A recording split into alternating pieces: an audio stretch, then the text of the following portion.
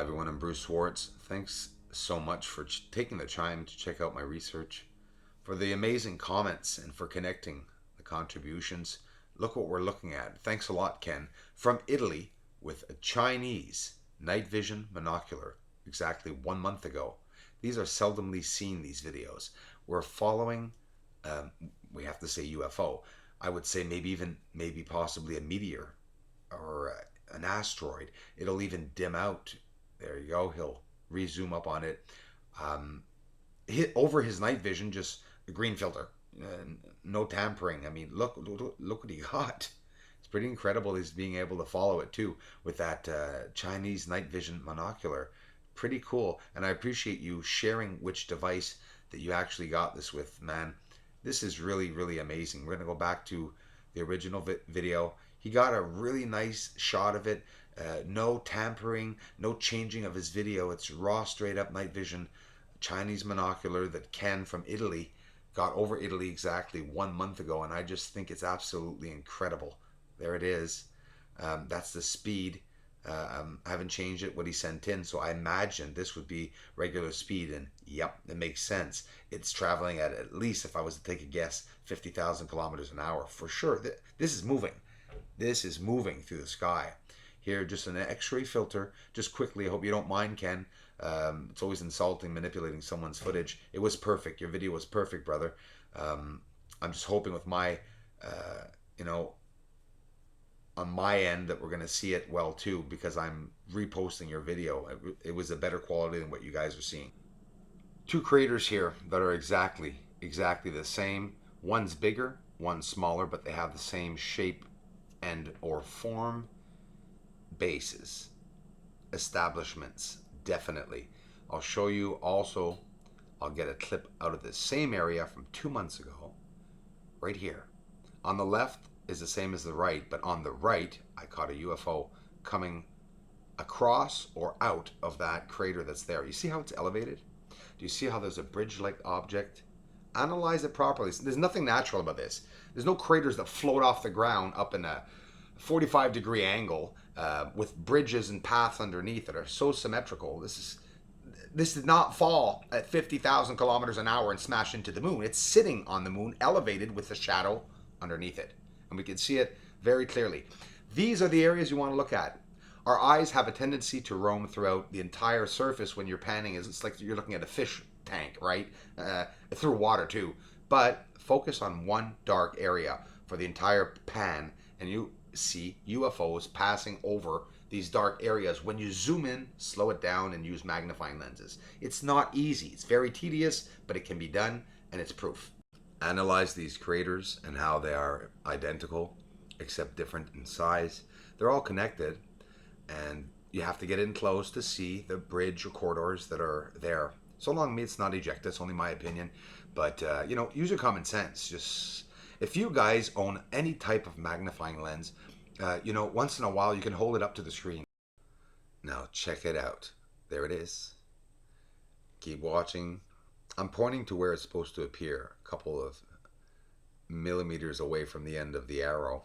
It's passing over the black lines or shadows. This is a UFO that is a type that I'm seeing on every which direction, and even going into some of the craters. Copernicus crater, it wasn't like this, though. It was more of a light, a more uneven light. Now these crafts can be emanating a 1 mile light, but it doesn't mean the crafts are actually 1 mile. There's some kind of obstruction around it to hide, or whether it's deliberate intelligence, I don't know, but it's hiding what's inside of that light. And clarify, if I can get a close enough shot of that light and clarify what's inside of it, we'll be in business. This could be a never-ending process, right? I'm fascinated by these lights, and it's either look, you see two objects. You see darkness and a light. It looks like a rectangle, and no, it's not the pixelation. I understand what you mean by zooming up against the pixelation, but in general, it's squarish. And if not, well, that square that we're seeing, that square light, could be just a glow or a circle. Yes, okay, I agree with you. I'm not trying to hide anything. We shouldn't be fighting about how we're seeing it, guys. We're still seeing an object moving, even though it's in its first forms of being shown to the public. It should be appreciated. It's on the surface. It's real crucial, raw evidence and proof that everything anyone ever talked about, any space program, or this gives, an opening. This pulls more than just a worm out of the can. This sort of pierces one hell of a gash in the bottom of the can, and the worms are falling out from beneath. You know how I see this world and the entire universe as an illusion, or even a hologram, some say. Never really thought about it. I do, but I don't really talk about it. But when you really zone into the other side, let's say, which at first was ghostly to me, always ghostly and spiritual. And now I never realized that any spiritual encounter I've had, and I've had many, could have been alien encounters. I've never thought of that, honestly. And whoa, it's like I went, I got a chill, and I said, wow, what if it's not spirits that are communicating me? Maybe it's something else. Listen, anyone that's going to talk about this is going to pass off for crazy, but I don't care, because I know for sure that hundreds of thousands of people relate to these stories, and they don't necessarily come and comment. But I'm telling you, when the first time I had a perception of me seeing some other side or world, or being in contact with it, or feeling a presence, my ears buzz, and they always buzz piercingly and loud, to the point where I couldn't even almost not hear myself talk. And you sort of feel a vibration right between your eyes, and it goes to the back of your head, top of the forehead. The hair on your back and every hair on your body, every inch raises up. You're locked in position. You feel a weight now on you, like you have a large lead weight or a smock on you, and you just feel the buzzing.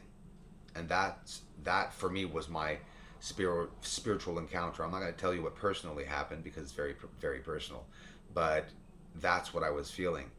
And that's where I felt for the first time that, oh my God, I'm connected to something, like a radio, like the line's there, and you're getting information, but no one's talking, but you just feel the energy coming into you.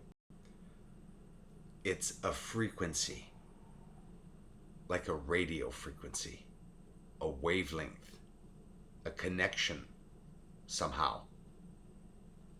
You don't have the tools to explain what happens to us, because that part is unknown, and the unknown part that was not taught to us is what is going on spiritually around us. We have a hard time to see eye to eye. We have a hard time to relate to the thoughts of others at times. Not easy to get a message out to an entire world with an entire world of their own thoughts. We're all unique. We're all made in the same image.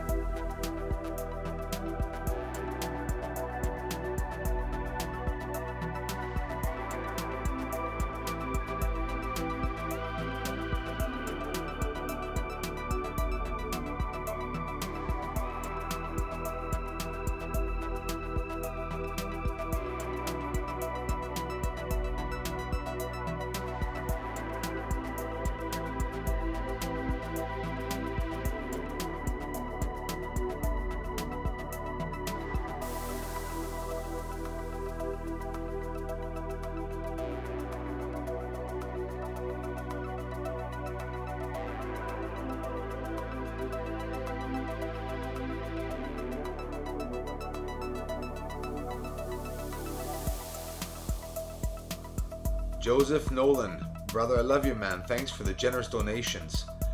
Thanks for being here, man, too, being a part of the community. And of course, I think we are connected on Facebook. Drop me a hello. Stay in touch, brother. Guys, if you have UFO videos and you own the copyrights to, and there's some coming tomorrow, early video, send them to Bruce Schwartz, 75, a commercial, gmail.com. You must own the copyrights. Please leave a short description of what went on and your name if you want one presented. Thanks a lot for the support, everyone. Welcome.